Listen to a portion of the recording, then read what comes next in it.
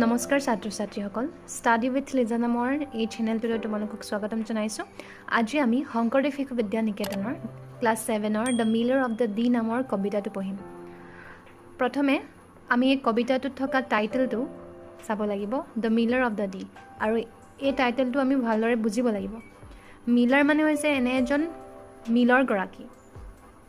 মিল তোমালোকে জানাই নিশ্চয়, য'ত আমি ধান কুটাওঁ, সেইটো কি কোৱা হয়? মিল বুলি কোৱা হয়। আৰু যিগৰাকীয়ে কুটাই দিয়ে আমাক সেইগৰাকীক কি বুলি কোৱা হয়? মিলাৰ বুলি কোৱা হয়। অৰ্থাৎ মিলৰ গৰাকীক মিলাৰ বুলি কোৱা হয়। ইয়াত কবিতাটোৰ টাইটেলটো বুজাইছে যে ডি নদীৰ মিল চালক, অৰ্থাৎ মিলৰ গৰাকী, যিজনৰ জীৱনৰ বিষয়ে কবি চাৰ্লছ মেকে অতি সুন্দৰভাৱে বৰ্ণনা কৰিছে। Are you happy human being? তুমি সুখী মানুহনে? What is the one thing you would like to have?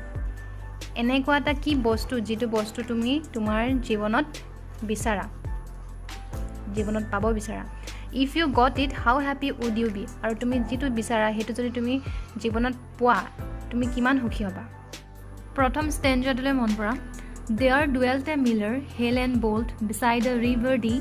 He worked and sang from morn till night, no lark more bleats than he.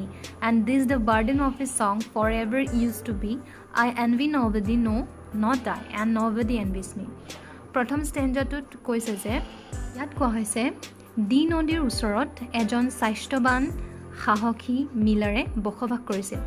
He worked and sang from morn till night. ইয়াত মৰ্ণ মানে হৈছে morning. তেওঁ ৰাতিপুৱাৰ পৰা ৰাতিলৈকে কাম কৰিছিল আৰু কামৰ মাজে মাজে তেওঁ গানো গাইছিল। No lark more bleat than he, and this the burden of his song forever used to be. আৰু তেওঁ কামৰ মাজে মাজে কিয় গান গাইছিল? কাৰণ তেওঁৰ যিহেতু কাম কৰোঁতে বহুত কষ্ট হৈছিল আৰু সেই কষ্টখিনি যাতে তেওঁৰ অনুভৱ নহয়, সেয়েহে তেওঁ কামৰ মাজে মাজে গানো গাইছিল। আৰু তেওঁ যিটো গান গাইছিল সেই গানটোৰ মূল মন্ত্ৰ চিৰদিনলৈ ব্যৱহৃত হৈছিল। আৰু তেওঁ যিটো গান গাইছিল সেই গানটোৰ অৰ্থ আছিল যে I envy nobody, no, not I, and nobody envies me. মই কাকো ঈৰ্ষা নকৰোঁ আৰু কোনেও মোক ঈৰ্ষা নকৰে। Do art wrong my friend, said good king Hall. ইয়াত do art মানে হৈছে তুমি, আৰু কিং হলে কৈছে যে তুমি ভুল কৈছা বন্ধু, as wrong can be, তুমি যিমানখিনি ভুল কৰিব পাৰা সিমানেই কৰিছা। For could my heart be light as thine, I would gladly change with thee. যিহেতু তোমাৰ হাৰ্টখন মানে মিলাৰজনৰ অন্তৰখন যিহেতু কোমল, সেই কথা কোনে গম পাইছিল? কিং হলে অলৰেডি গম পাইছিল। সেইকাৰণে তেওঁ কৈছে যে তোমাৰ দৰে মোৰ অন্তৰখনো আলোকিত হ'ব পাৰে আৰু মই আনন্দৰে তোমাৰ সৈতে মোৰ অন্তৰখন পৰিৱৰ্তন কৰিম। And tell me now, what makes thee sing with voice so loud and free? আৰু তুমি যে ইমান উচ্চ স্বৰত ইমান মুক্তভাৱে গান গাইছা, আৰু এই গান গাবলৈ তোমাক কিহে অনুপ্ৰাণিত কৰে বুলি কিং হলে তেওঁক প্ৰশ্ন সুধিলে। While I am sad, though I am king, beside the river Dee. আৰু তেওঁ কৈছে যে মই এজন ৰজা হৈও ডি নদীৰ ওচৰত মই যে ইমান দুখী হৈ থাকোঁ কিয়, আৰু তুমি কিয় ইমান সুখত থাকা, তাৰ কাৰণ কি? সেই কথা ৰজাই মিলাৰজনক সুধিছে। The miller smiled and doffed his cape. আৰু মিলাৰজনে ৰজা হলৰ কথাষাৰ শুনি তেওঁ হাঁহিলে, মানে মিচিকিয়া হাঁহি মাৰিলে, আৰু তেওঁ যিটো পৰিধান কৰি থকা টুপি সেই টুপিটো তেওঁ খুলি দিলে আৰু ক'লে যে I earn my bread, quoth he. I love my wife, I love my friend, I love my children three. আৰু তেওঁ তেতিয়া কৈছে যে মই ৰুটিৰ বাবে উপাৰ্জন কৰোঁ, মই মোৰ পত্নী, মোৰ বন্ধু আৰু সন্তান তিনিটাক মই ভাল পাওঁ। I owe no penny I cannot pay. আৰু মই ধাৰ কেতিয়াও কাৰোৰ পৰা নোখোজোঁ, আৰু মই জানো যে যিহেতু মই সেই ধাৰ কেতিয়াও পৰিশোধ কৰিব নোৱাৰোঁ, সেইকাৰণে মই কাৰোৰ লগত কি নকৰোঁ? ধাৰ নকৰোঁ। I thank the river Dee that turns the meal, that grains the corn, that feeds my babes and me. আৰু তেওঁ কৈছে যে মই ডি নদীক ধন্যবাদ দিছোঁ, কাৰণ এই নদীৰ দ্বাৰাই শস্য গুৰি কৰিবলৈ মিলটো চলি আছে আৰু মোৰ সন্তান আৰু মোক প্ৰতিপাল কৰিছে। অৰ্থাৎ তেওঁ ডি নদীক ধন্যবাদ জ্ঞাপন কৰিছে।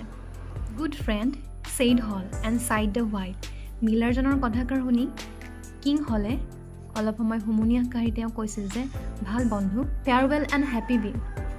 ফেয়াৰৱেল মানে কি তোমালোকে জানা চাগে। ফেয়াৰৱেল কেতিয়া দিয়া হয়? যেতিয়া আমাৰ বিদায় ক্ষণ আহি পৰে তেতিয়া ফেয়াৰৱেল দিয়া হয়।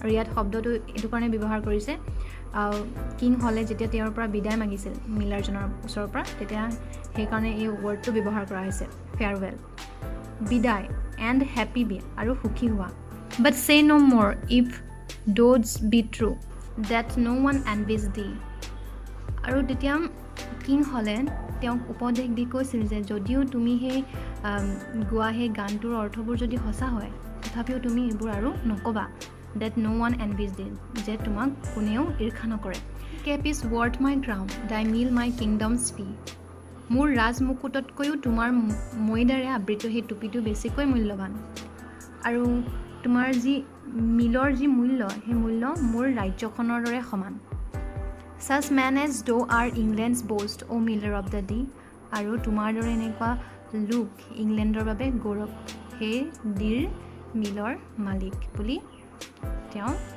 ক'লে আৰু তেওঁৰ পৰা বিদায় মাগিলে আমি এইটো বুজিলোঁ যে ধন সম্পত্তি কেৱল মাত্ৰ সুখৰ কাৰণ হ'ব নোৱাৰে প্ৰথমে আমি মনৰ ধনী হ'ব লাগিব অৰ্থাৎ আমি যিমান দুখীয়া হ'লেও যেতিয়া আমি উপাৰ্জন কৰিম আৰু সেই উপাৰ্জনেৰে দুমুঠি খাম আৰু সন্তুষ্টি লাভ কৰিম তেতিয়াই সুখী হোৱাটো উচিত অৰ্থাৎ আমি তাতে সুখী হ'ব লাগে অৰ্থাৎ আমাক তেতিয়া সুখী হ'বলৈ অযুত ধন সম্পত্তিৰ প্ৰয়োজন নহ'ব সেয়েহে আমি সৰু সৰু বস্তু তথা সৰু সৰু কামতে সুখ বিচাৰিব লাগে তেতিয়া হয়তো জীৱনত যিমান দুখ আহিলেও হাঁহি হাঁহি গান গাই গাই সেই দুখবোৰৰ সন্মুখীন হ'ব পাৰে আৰু কবিতাটোৰ জৰিয়তে আমি এইটো বুজি পালোঁৱেই যে মিলাৰজন দুখীয়া আছিল আৰু তেওঁ মিলটোৰ জৰিয়তে নিজৰ পত্নী নিজৰ সন্তানকেইটিক পোহপাল দিছিল আনহাতে কিং হল তেওঁৰ ওচৰত অযুত ধন সম্পত্তি থকা স্বত্তেও তেওঁ সুখী নাছিল কবিতাটো তোমালোকে নিশ্চয় বুজি পাইছা আৰু ইয়াৰ কুৱেশ্যন এনচাৰখিনি তোমালোকক মই অন্য এটা ভিডিঅ'ত দিম তোমালোকে সেই ভিডিঅ'টো চাবলৈ নাপাহৰিবা তাৰ কাৰণে তোমালোকে বেল আইকনটো প্ৰেছ কৰিব লাগিব যাতে নটিফিকেশ্যন গৈ থাকে চ' আজিলৈ সামৰিছোঁ নমস্কাৰ